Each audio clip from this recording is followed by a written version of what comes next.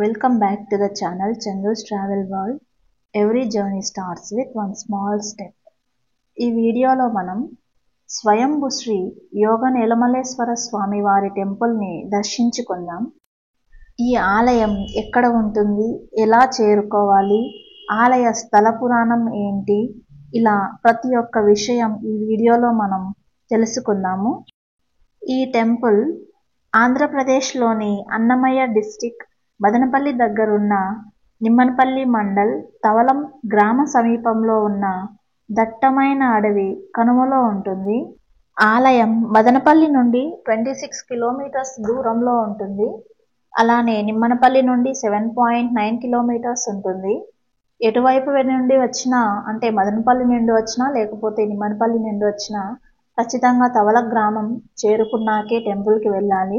ఈ తవలం వరకు మదనపల్లి నుండి ఆర్టీసీ బస్ సౌకర్యం ఉంటుంది. నిమ్మనపల్లి నుండి షేర్ ఆటోస్ ఉంటాయి.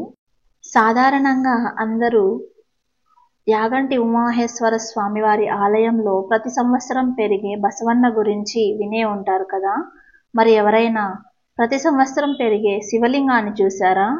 అవును, ఇక్కడ 600 సంవత్సరాలకు పైగా చరిత్ర కలిగిన ఈ యోగ నీలమలేశ్వర స్వామివారి ఆలయంలో స్వయంభుగా వెలిసిన శివలింగం ప్రతి సంవత్సరం పెరుగుతూనే ఉంటుంది.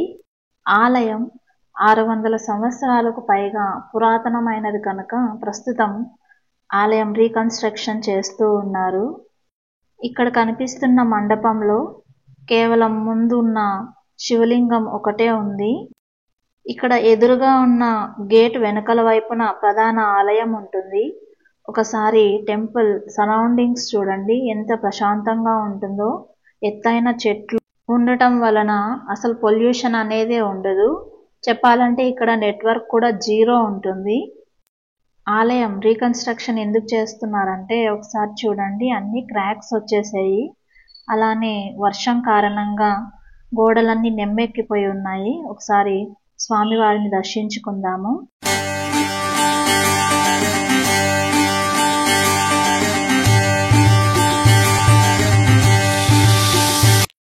వెనకల వైపున కేవలం ధ్వజస్తంభం కనిపిస్తోంది.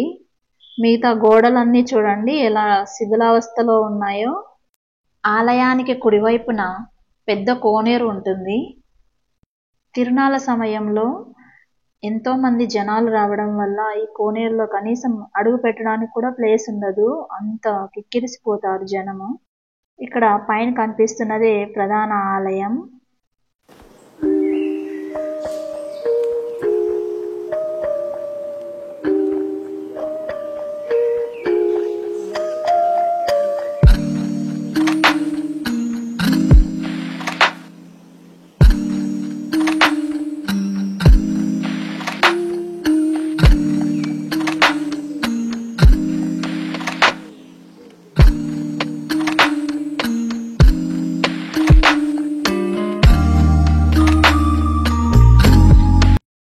మహాశివరాత్రి అప్పుడు 3 రోజుల పాటు జరిగే తిరునాళ్ళు చాలా ప్రత్యేకమైనదన్నమాట.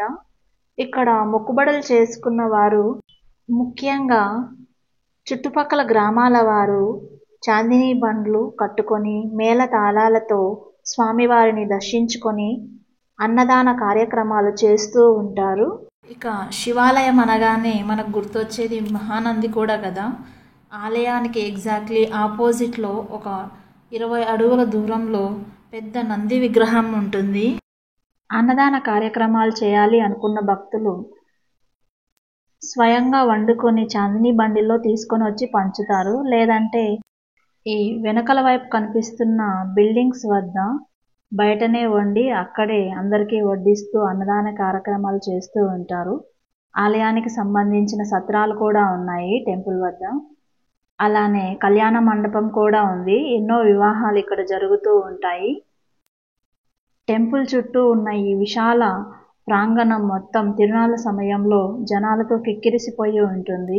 శ్రీకాళహస్తిలో రాహుకేతువు పూజ చేసుకుని మహాదేవుణ్ణి దర్శించుకున్నాక వారి జీవితం పూర్తిగా మారిపోతుందని ఏ విధంగా విశ్వసిస్తారో అదే విధంగా ఇక్కడ స్వామివారికి శివరాత్రి నెలలో సోమవారాలలో అభిషేకం జరిపించుకున్న వారు జీవితంలో చీకటి రోజులు తొలగి ఊహించని శుభప్రదమైన మార్పులు జరుగుతాయని దృఢ నమ్మకం.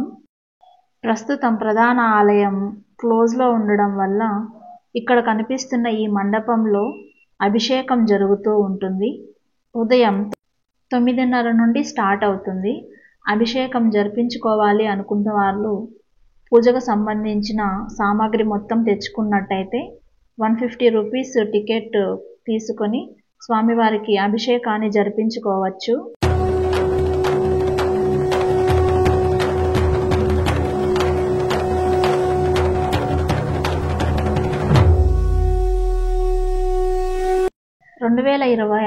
జనవరి నెలలో వచ్చే కృష్ణ షష్ఠి రోజున మేము స్వామివారికి అభిషేకం జరిపించుకున్నాము. మాతో పాటు అనేక మంది ఈ అభిషేకంలో పాల్గొన్నారు. ఈ ఆలయంలో అభిషేకం జరిపించుకున్న వారు ఎంతోమందికి వివాహాలు జరిగాయి, సంతానం కూడా జరిగింది. వారి జీవితాల్లో ఉన్న ఎన్నో ఆటుపోట్లు కూడా తొలగిపోయాయని, అందువలన తిరిగి భక్తులు ఎంతోమంది స్వామివారికి మళ్ళీ అభిషేకం జరిపించుకోవడం కోసం ఆలయానికి వస్తుంటారని ఇక్కడ ఉన్న అర్చకులు తెలియజేశారు. ఎంతో శ్రద్ధగా స్వామివారికి అభిషేకం జరిగించడం పూర్తయింది.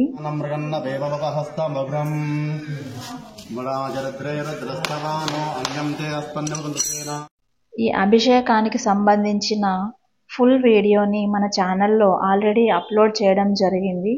ఎవరైనా చూడకుండా ఉన్నట్టయితే ఒకసారి లింక్ డిస్క్రిప్షన్లో పెడతాను, తప్పకుండా చెక్ చేయండి.